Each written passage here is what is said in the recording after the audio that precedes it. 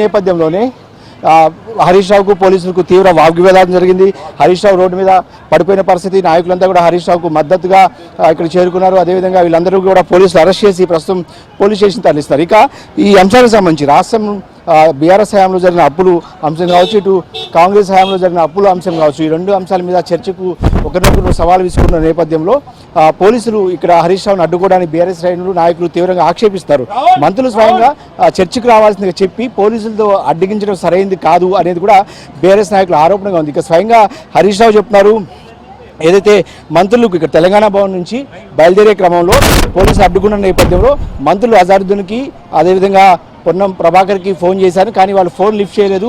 ఎందుకు చర్చకు రావాల్సిందిగా సవాల్ విసిరి ఒకవైపు మరొకవైపు పోలీసులతో అడ్డగించారనేది బీఆర్ఎస్ పార్టీ నాయకుల ఆరోపణ. ఈ నేపథ్యంలోనే మంత్రులకు స్వయంగా తాను కాల్ చేశానని, అయినా కూడా అజారుద్దీన్ కావచ్చు మంత్రులు ఎవరు కూడా ఫోన్ లిఫ్ట్ చేయలేదని చెప్తారు. సో ఈ నేపథ్యంలోనే ఈ అంశం అంతా కూడా చర్చనీయాంశంగా మారింది. మరొకవైపు ఆర్ఎస్ ప్రవీణ్ కుమార్ గురుకుల పాఠశాలలో 2000 కోట్లకు పైగా కుంభకోణం జరిగిందనేది ఆరోపిస్తూ వస్తారు. సో ఈ నేపథ్యంలో ఆయన సోమాజిగూడ ప్రెస్ క్లబ్కు వెళ్ళడానికి కూడా సిద్ధమయ్యారు. ఆయన్ని కూడా అరెస్ట్ చేశారు.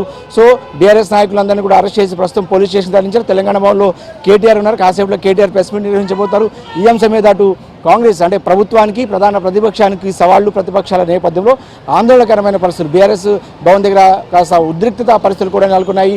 ఆ క్రమంలోనే బీఆర్ఎస్ నాయకులు కార్యకర్తలకు మధ్య అదేవిధంగా పోలీసులకు మధ్య పెద్ద ఎత్తున తీవ్ర వాదోపవాదాలు జరిగాయి. వాళ్ళిద్దరూ కూడా తోపులాట్లు చోటు చేసుకున్నాయి. ఆ తోపులాట్లు హరీష్ రావు కూడా కింద పడిపోయిన పరిస్థితి. సో మొత్తానికైతే ఈరోజు అటు కాంగ్రెస్ వర్సెస్ బీఆర్ఎస్ అన్నట్టుగా రాజకీయాలు నడుస్తున్నాయి.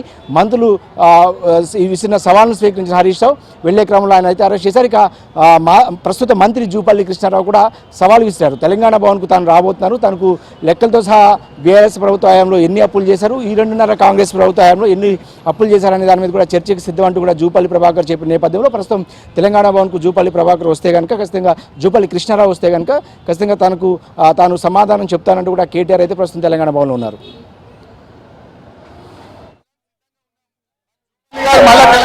మళ్ళా నువ్వు గన్ పార్క్ డ్రామా అయింది. నిన్న నువ్వే సవాల్ వేసినావు. 11 గంటలకు తెలంగాణ భవన్ కు వస్తా అన్న జూపల్లి ఎందుకు తోకముడ్చారు? జూపల్లి గారు నువ్వు తెలంగాణ భవన్ కు రా, కేటీఆర్ గారు నీకోసం ఎదురు చూస్తున్నారు. కేటీఆర్ గారు నీ సవాళ్ళకు సమాధానం చెప్పడానికి అన్ని ఆధారాలతో సిద్ధంగా ఉన్నారు తెలంగాణ భవన్ లో. ఆయన వెయిట్ చేస్తూనే ఉంటాడు. జూపల్లి నీకు చిత్తశుద్ధి ఉంటే, నువ్వు మాట్లాడిన మాటల మీద నీకు నమ్మకం ఉంటే కమాన్ తెలంగాణ భవన్ కి జూపల్లి రావాలి. తోక ముడుచుడు పోలీసుల్ని అడ్డం పెట్టుకొని గన్ పార్క్ దగ్గర డ్రామాలు చేయొద్దు మిస్టర్ జూపల్లి. దమ్ముంటే రోసం ఉంటే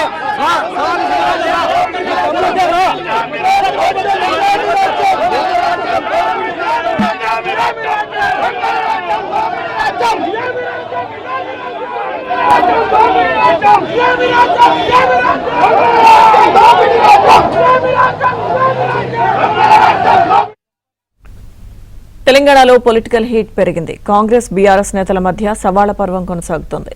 గత ప్రభుత్వ అప్పులు గురుకులాల టెండర్లపై నేతలు సవాళ్లు విసురుకున్నారు. గన్ పార్క్ వెళ్లిన మంత్రులు అడ్లూరి, పొన్నం, అజారుద్దీన్ బీఆర్ఎస్ చేస్తున్న ఆరోపణలపై చర్చకు సిద్ధమన్నారు. ఆరోపణలు నిరూపిస్తే రాజీనామా చేస్తామన్నారు. తెలంగాణ భవన్ కు రా, కేటీఆర్ గారు నీకోసం ఎదురు చూస్తున్నారు. కేటీఆర్ గారు నీ సవాళ్ళకు సమాధానం చెప్పడానికి అన్ని ఆధారాలతో సిద్ధంగా ఉన్నారు తెలంగాణ భవన్ లో. ఆయన వెయిట్ చేస్తూనే ఉంటాడు.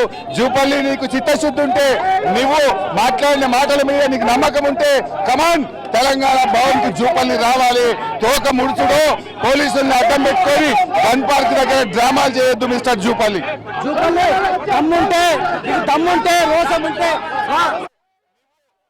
అటు తెలంగాణ భవన్ దగ్గర హైడ్రామా నెలకొంది. గన్ పార్క్ దగ్గరకు బయలుదేరిన బీఆర్ఎస్ నేతలను పోలీసులు అడ్డుకున్నారు. హరీష్ రావుకు పోలీసులు నచ్చజెప్పారు. అయితే హరీష్ రావు వెనక తగ్గకపోవడంతో పోలీసులు అదుపులోకి తీసుకున్నారు.